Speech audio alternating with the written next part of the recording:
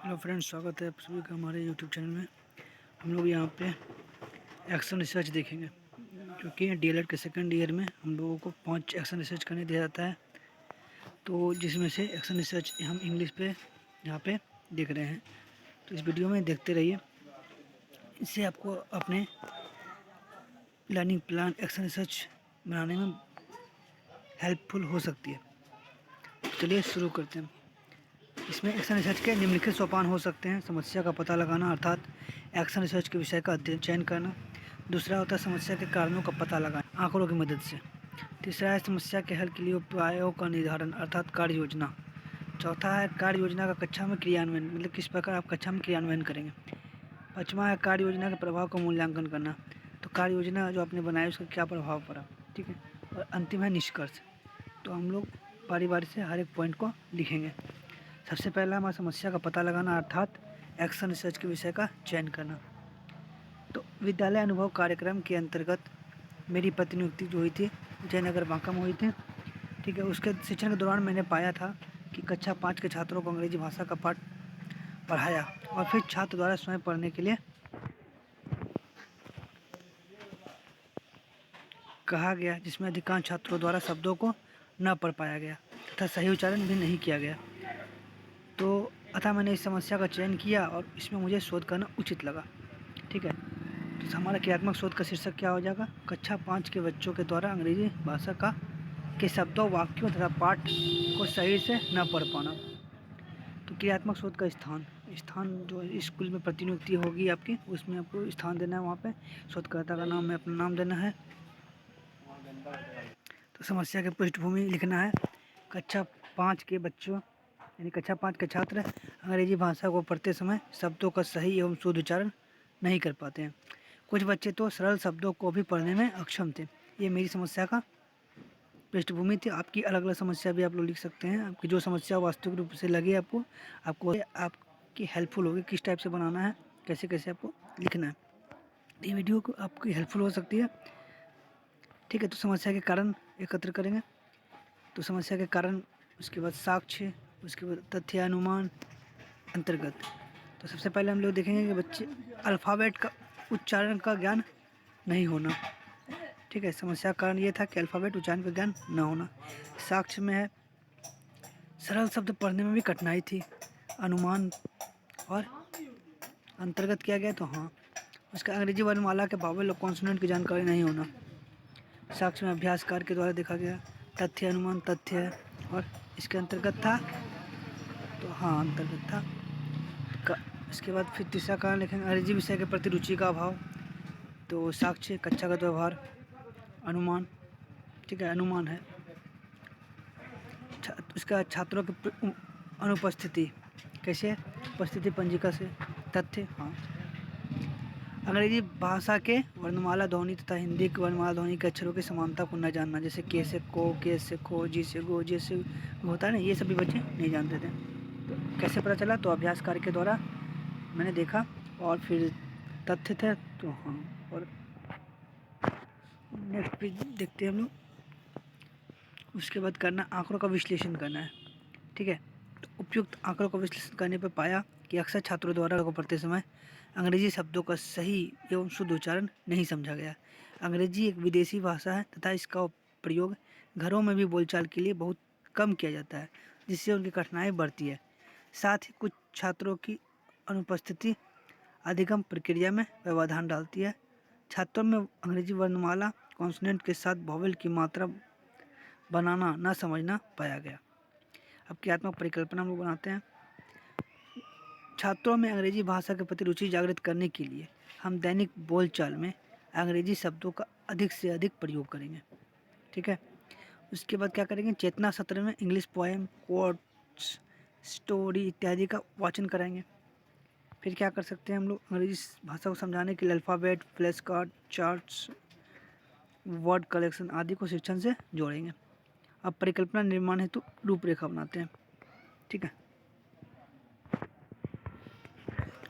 परिकल्पना निर्माण हेतु रूपरेखा, इसमें क्या करेंगे, विद्यालय में छोटी कक्षाओं के लिए अंग्रेजी भाषा शिक्षक के लिए खेल विधि व क्रियात्मक शिक्षण विधि के माध्यम से शिक्षण कार्य किया जाए। तो छात्र शब्दों का सही उच्चारण एवं उपयोग सीख लेंगे।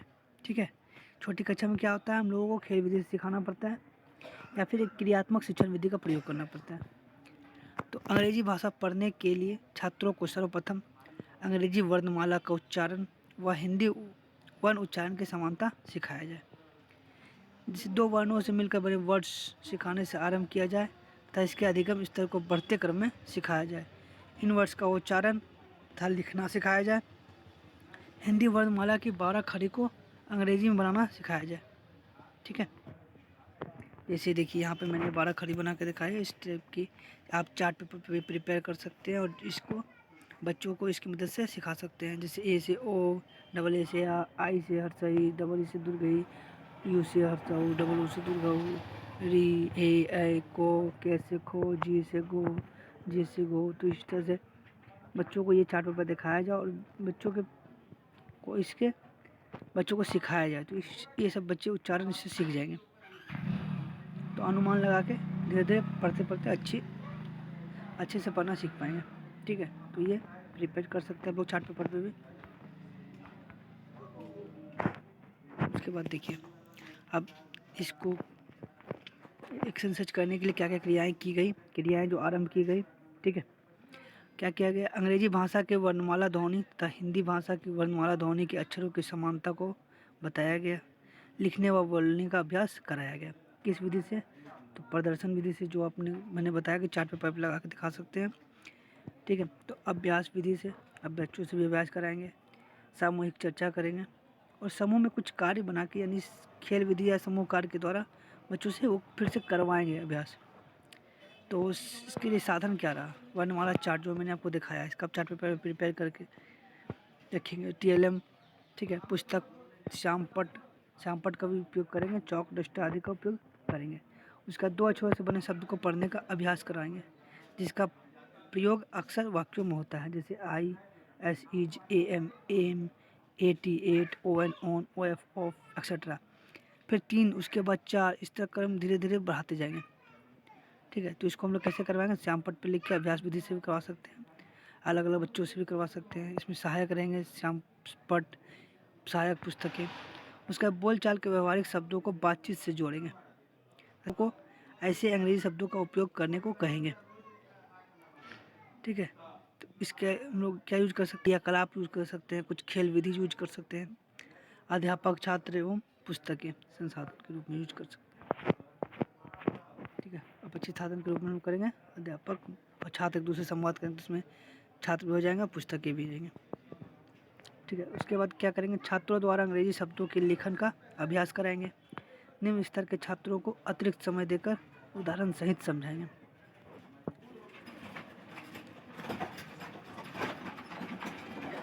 इसमें कौन सा विधि उपयोग करेंगे, आगमन विधि, निगमन विधि, ठीक है, अभ्यास विधि और एकल कार्य विधि। अब नेक्स्ट स्टेप क्या करेंगे, 2 अक्षर वाले शब्द से is, on, of, 88, Jio, go, IT, it, ASS, TO2, NO, इस टाइप से बच्चों को सिखाएंगे। फिर 3 अक्षर वाले शब्द CAT, cat, MAN, man, ONE, BAT, bat, CAN, TW2, MAT, mat. उसका 4 अक्षर वाला शब्द HEAR, hear, NEAR, near, TEAR, tear. तो इस तरह से बच्चों को सिखाते जाएंगे, क्रम आगे बढ़ाते बढ़ाते 2 अक्षर, 3 अक्षर, 4 अक्षर, 5 अक्षर, 6 अक्षर, तो इस टाइप से क्रम आगे बढ़ाते जाएंगे। इसमें सहायक सामग्री हम लोगों की क्या है, शिक्षण सहायक सामग्री यानी TLM जिसको कहते हैं, चार्ट हमने प्रिपेयर किया था, उसका वर्णमाला, उसका फ्लैश कार्ड भी कुछ बना के ले जाएंगे, पाठ्य पुस्तक, श्यामपट्ट, चौक, डस्टर आदि। तो इस तरह से एक्शन रिसर्च हम लोगों ने किया और इसमें ये सभी सामग्री सहायक हुई थी, तो उसे हम लोग को लिखना है। उसका विधि, इस क्रियात्मक परिकल्पना क्रियान्वयन में अनेक शिक्षण अधिगम सामग्री की सहायता लिए TLM तथा चार्ट पेपर का सरल से जटिल की ओर शिक्षण कार्य किया। साथ ही छात्रों के मनोभाव को समझकर छोटे छोटे राइम्स को एक्शन करते हुए गाया। इससे छात्रों की में भी रुचि जगी, बच्चों से भी अभ्यास कराया, उनकी कठिनाइयों का समाधान किया तथा अंग्रेजी भाषा के लिए उनकी प्रेरणा को बढ़ाया। उपरोक्त प्रकरण में छात्रों द्वारा किए गए सवाल को सरल तरीके से समझाकर आसान किया। उपरोक्त प्रकरण में छात्रों द्वारा किए गए सवाल को सरल तरीके से समझाकर आसान किया। इनके क्रियान्वयन में विभिन्न गतिविधियों का प्रयोग किया गया। इंग्लिश भाषा को टुकड़ों में बांटकर जैसे पहले अल्फ़ाबेट, फिर वर्ड्स, फिर सेंटेंस, फिर पैराग्राफ आदि अधिगम कार्य किया।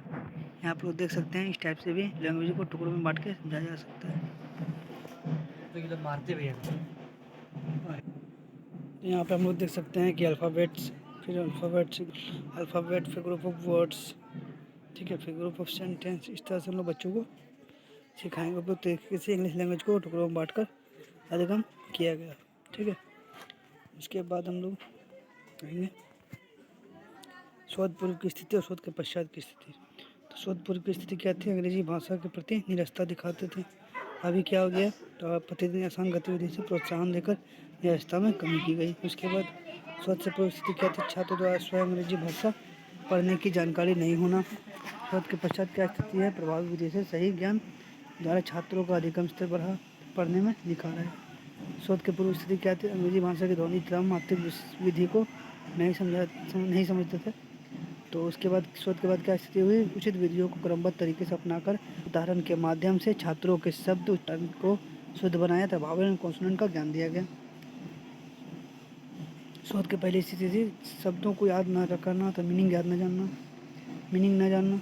शोध के बाद स्थिति है प्रतिदिन नए नए वर्ड्स के अभ्यास कराने से स्मरण शक्ति बढ़ी था, उन वर्ड्स के मीनिंग भी जानने लगे हैं, बहुत सुधार हुआ है। उसके बाद अंग्रेजी भाषा में रुचि न लेना। शोध के पूर्व शोध के बाद क्या हुआ? हाव भाव बोलचाल में इंग्लिश के वर्ड्स के प्रयोग से छात्रों में रुचि जागृत हुई था, उसका मन अंग्रेजी में भी लगने लगा। हम लोग परिणाम देखेंगे कि क्रियात्मक शोध का क्या परिणाम हुआ बच्चों पर। तो इस शोध के पश्चात छात्रों में अंग्रेजी भाषा के प्रति अधिक रुचि का विकास हुआ। छात्र अधिक प्रभावी ढंग से अंग्रेजी भाषा को पढ़ने लगे। छात्रों का अधिगम स्तर भी बढ़ा कर वर्ड्स को भी आसानी से पढ़ने और समझने लगे हैं। छात्रों में लाउड रीडिंग की आदत का विकास हुआ, ठीक है। इसका निष्कर्ष में लिखना है इस शोध के परिणाम से या निष्कर्ष के रूप में, जो आपको निष्कर्ष निकलेगा तो उसके रूप में लिखिएगा। इस शोध के परिणाम से निष्कर्ष के रूप में कह सकते हैं कि छात्रों में शोध के बाद उनके सभी पक्ष जैसे ज्ञान, बौद्धिक कौशल में परिवर्तन आया है। साथ ही साथ अंग्रेजी विषय को अधिक रुचि और सकारात्मकता के साथ पढ़ने लगे और समझने लगे और इंग्लिश लैंग्वेज को पहले की अपेक्षा शुद्ध पढ़ने और लिखने लगे। 100% समस्या के निराकरण के लिए इन क्रियाओं को पुनः क्रियान्वयन करना होगा। तो अभी 100% एक समस्या 100% एक बार में सॉल्व नहीं हो सकती है।